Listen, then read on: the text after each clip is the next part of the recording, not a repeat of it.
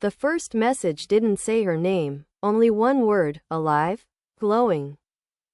On my phone while the waitress refilled our water glasses and Darlene, my wife of 42 years, unfolded her napkin the way she always did, smoothing the corners with the flat of her palm as if creases were a kind of rudeness.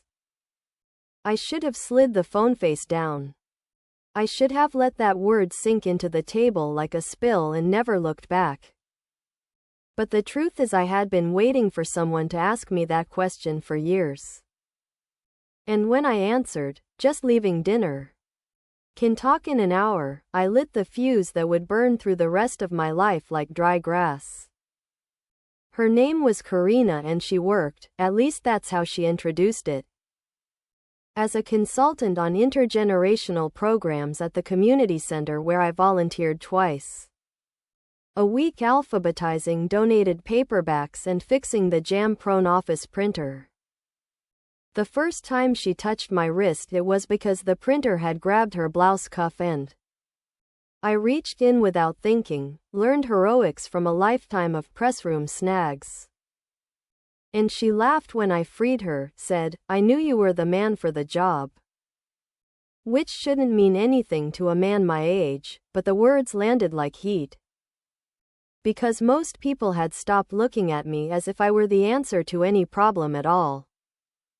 Karina was 38, with hair she kept in a messy knot that always seemed seconds from falling, and she asked questions no one else asked. What the print shop smelled like when I first started, ink and hot dust. Whether union meetings were as dramatic as movies made them, no, and yes. Depending on who was up for re-election. What song had been the anthem of my 20s, Otis Redding in the car with the windows stuck half open, and I answered because the way she waited made me feel the answer mattered. It felt like being tuned after years of humming flat. We started with harmless things, coffee after her workshops, a late lunch when a shipment of donated computers came without cords, and we spent an hour hunting the right ones in a back closet that smelled like raincoats. And once when the center closed early she said she didn't feel like going home, and did I want to drive to the pier. It was only 20 minutes. The weather was doing that gold thing it does in September. And I said yes without checking the time. On the pier the gulls were vicious in the way only gulls can be. And the light performed mercy over water. And Karina told me she grew up inland where the horizon had fences and she'd come to the coast because she liked knowing there was an edge she couldn't see beyond. I told her I'd spent a year after high school thinking I'd be a fisherman and then got a job running a Heidelberg press and never left, and she said, "You stayed faithful to the machine." And we both laughed, and then we didn't. And I felt the old animal that lives in the spine lift its head, sniff the air, decide there was something here to follow. I told myself boundaries were obvious, neon bright. I had a wife who'd held my hand through surgeries and funerals and the long flat stretches of ordinary time. Karina had a life I wasn't invited to see, bills I never asked about, a landlord she cursed, a sister she adored. We would stay on the bright side of the line where desire is a kind of compliment, not an action, but desire hates lines. The night it crossed was not cinematic, which is how you know it's real, a Tuesday. The community center empty, the hallway lights on motion sensors so the building breathed in sections, and we were in the storage room labeling a donation of ukuleles for a senior strum-along program that sounded, even then, like a punchline. And Karina reached for a Sharpie at the same time I did, and our hands bumped and we both laughed and didn't move away, and she said, too softly to be a joke, "Do you ever feel like your body got left behind somewhere?" And I said, every day, and then she kissed me, or I kissed her, either way the air tipped. And the ukuleles watched from their cardboard crates like witnesses, and I remembered what it was to be a man who could still ruin something by wanting it too much. The first hotel was 2 towns over where no one knew us, and the bedspread was the kind that dares you to see what it's hiding. I took my ring off and set it in the soap dish because the nightstand was sticky. And I told myself it was a one-time miscalculation, like taking a wrong exit and turning around. But even as I said it, the lie was filing itself into a shape I would live inside. One time became later this week, became Thursday afternoons disguised as errands. Text threads bloomed on my phone like dangerous flowers, Karina's jokes sharp and strange. And I found myself staring at the community center calendar, praying for a reason to be near her, like a teenager with a retiree's pillbox. At home, Darlene asked if the copier was still jamming and whether I'd remembered to bring back the casserole dish June left, and I answered, yes, no, tomorrow, kiss on the forehead. All the habit of care, and occasionally in the bathroom mirror I met my own eyes and looked away first. Karina said I made her feel steady, which is a ridiculous thing for a 38-year-old to say to a 65-year-old. But hunger makes poetry sound like truth. And when she asked about music, I sent her songs, and she sent me photos of sun on her desk and once a picture of her bare ankle on a hotel bed. Which may sound nothing to you but felt like a key sliding into a lock. We told each other we were not villains, we used words like chemistry and timing. We made maps of what we would never do, no holidays, no family spaces. No lies that couldn't be managed. And then we violated those maps the way people always do when the road looks easier off to the left. I skipped my grandson's soccer game to meet her at a motel with an ice machine that clanged like a foundry, and I lied to Darlene about a board meeting that didn't exist. And I thought, again and again, that desire in old age is not a mercy. It's a test whose correct answer you already know but don't want to write down. The discovery, when it came, was not a storm, not a thrown plate or a shouted name. It was Darlene at the kitchen table with her glasses low on her nose. My phone open in her hand, her thumb frozen over a bubble of words from Karina, alive, and Darlene looked up at me and said in a voice I had never heard from her, bone-tired and precise, "So this is your proof," and there was nothing I could say because she was right. I had been using another person like a pulse oximeter. A device to confirm what it doesn't create. She didn't ask for details, which spared us both the worst. She went to our daughter's house for a week and came back for her clothes and left again. And I slept in the bed we had chosen together, and every point of the mattress knew my name in a different register, and none of them forgave me. Here is where the story should end if this were only about my betrayal. But desire does not travel alone, it brings its own.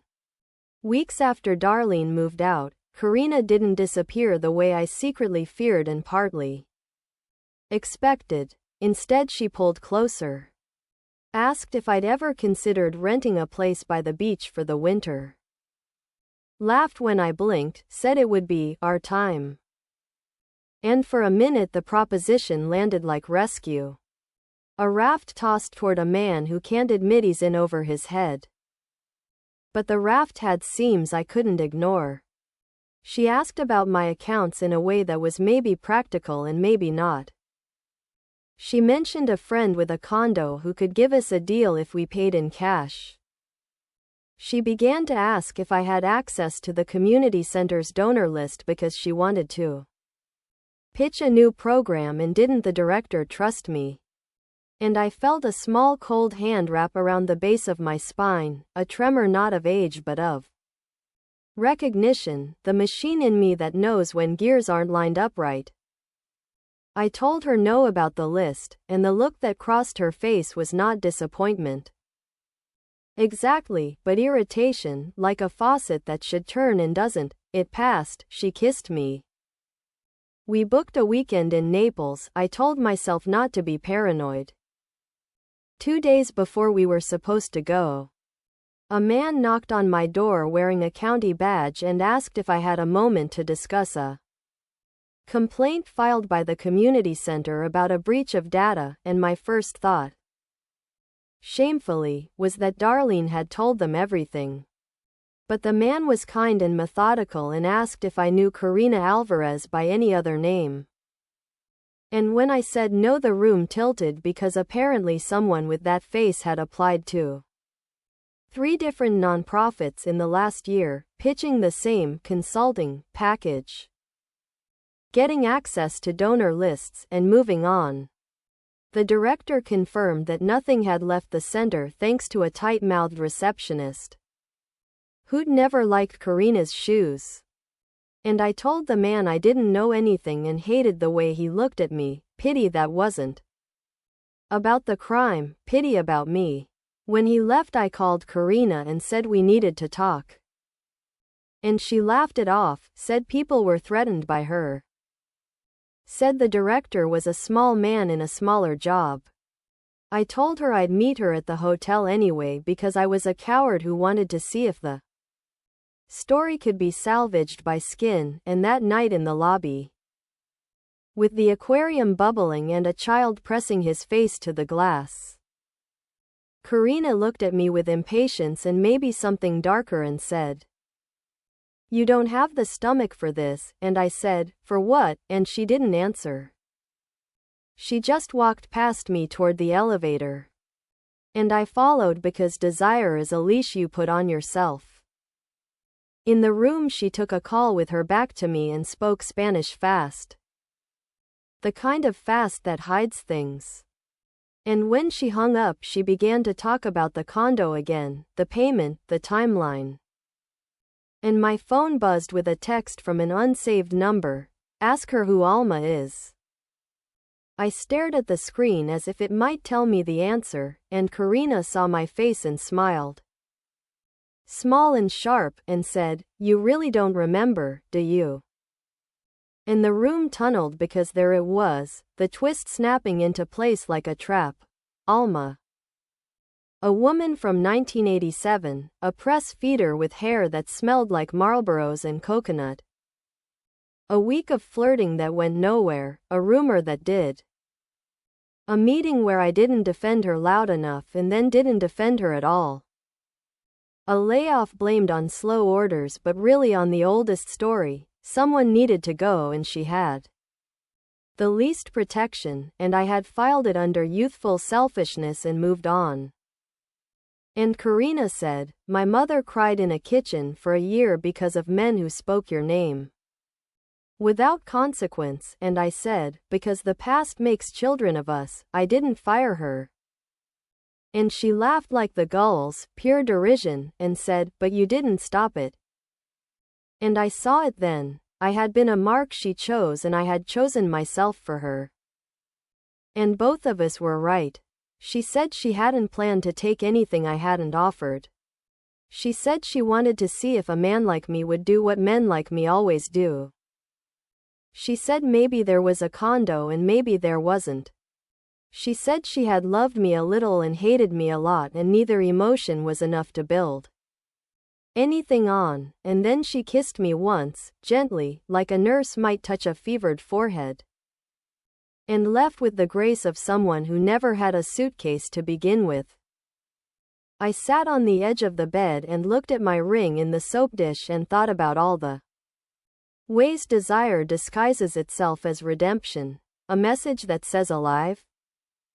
A laugh that feels like oxygen, a revenge that calls itself justice.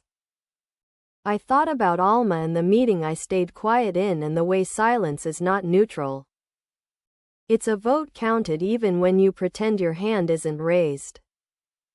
Darlene did not come back and I did not ask her to. Not because I didn't want forgiveness but because I had finally learned what it costs the person who gives it. June met me at a diner and stirred cream into her coffee like it was thick with grief and said she would help me sell the house if I wanted, and I told her I would stay because I needed to sit with the echoes I had made. My son Evan called from Seattle and told me he was angry, and then told me he was tired of being angry, and when I asked which was worse he didn't know. The county never called again. The center tightened policies and they did not ask me to leave. And I did not quit, which is its own kind of punishment. Stocking paper towels in the break room where Karina had once leaned and asked me about music while the machine clicked itself ready. Sometimes I drive to the pier and stand where the boards give a little underweight and watch the water muscle itself into shore. I think about a different September where the light did the same trick and a younger woman asked if I wanted to keep going. And I said yes because I mistook the map in my chest for a compass. At night I place my ring in a small blue bowl on the dresser because Darlene took the ceramic dish shaped like a leaf we used to share.